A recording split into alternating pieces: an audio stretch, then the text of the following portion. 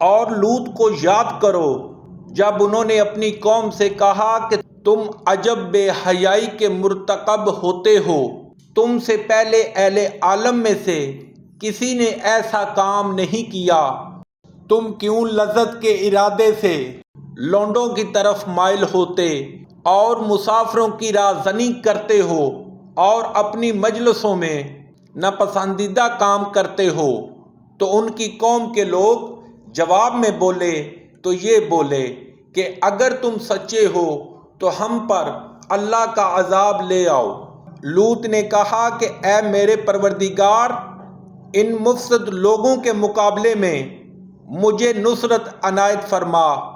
اور جب ہمارے فرشتے ابراہیم کے پاس خوشی کی خبر لے کر آئے تو کہنے لگے کہ ہم اس بستی کے لوگوں کو ہلاک کر دینے والے ہیں کہ یہاں کے رہنے والے نافرمان ہیں۔ ابراہیم نے کہا کہ اس میں تو لوط بھی ہیں۔ وہ کہنے لگے کہ جو لوگ یہاں رہتے ہیں ہمیں سب معلوم ہے، ہم ان کو اور ان کے گھر والوں کو بچا لیں گے بجز ان کی بیوی کے کہ وہ پیچھے رہنے والوں میں ہوگی۔ اور جب ہمارے فرشتے لوط کے پاس آئے تو وہ ان کی وجہ سے ناخوش اور تنگ دل ہوئے۔ فرشتوں نے کہا کچھ خوف نہ کیجیے اور نہ رنج کیجیے، ہم آپ کو اور آپ کے گھر والوں کو بچا لیں گے، مگر آپ کی بیوی کے پیچھے رہنے والوں میں ہوگی۔ ہم اس بستی کے رہنے والوں پر اس سبب سے کہ یہ بد کرداری کرتے رہے ہیں آسمان سے عذاب نازل کرنے والے ہیں، اور ہم نے سمجھنے والے لوگوں کے لیے اس بستی سے ایک کھلی نشانی چھوڑ دی۔ اور مدین کی طرف ان کے بھائی شعیب کو بھیجا تو انہوں نے کہا کہ اے قوم، اللہ کی عبادت کرو اور پچھلے دن کے آنے کی امید رکھو اور ملک میں فساد نہ مچاؤ، مگر انہوں نے ان کو جھوٹا سمجھا، سو ان کو زلزلے کے عذاب نے آ پکڑا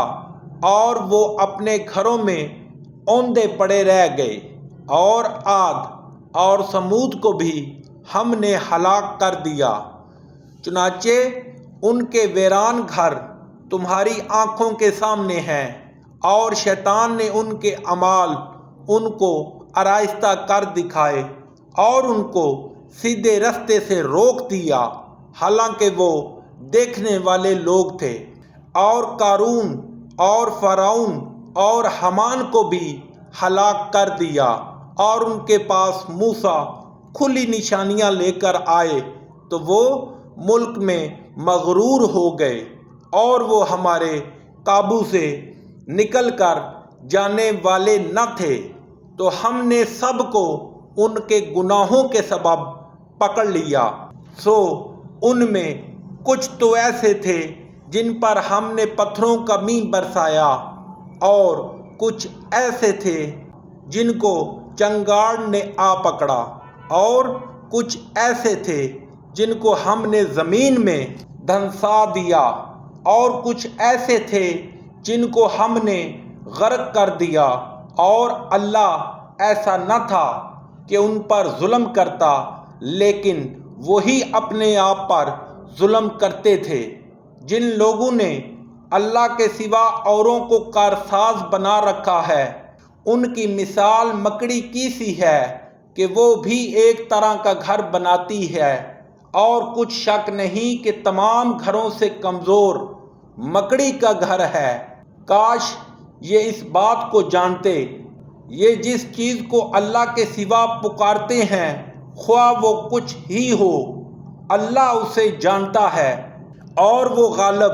اور حکمت والا ہے۔ اور یہ مثالیں ہم لوگوں کے سمجھانے کے لیے بیان کرتے ہیں، اور اسے تو اہل دانش ہی سمجھتے ہیں۔ اللہ نے آسمانوں